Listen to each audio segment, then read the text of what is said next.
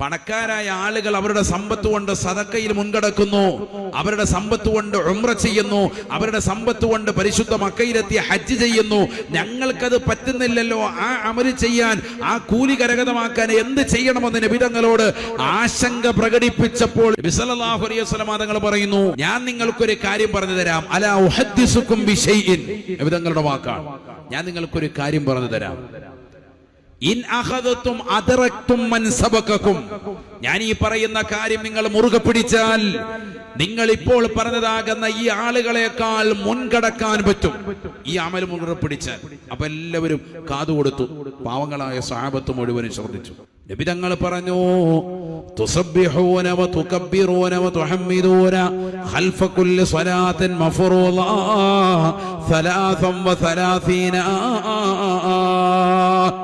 5 വഖത്ത് നമസ്കാരങ്ങൾക്ക് ശേഷവും 33 പ്രാവശ്യം നിങ്ങൾ സുബ്ഹാനല്ലാഹ്, അൽഹംദുലില്ലാഹ്, അല്ലാഹു അക്ബർ നിങ്ങൾ ചൊല്ലണേ.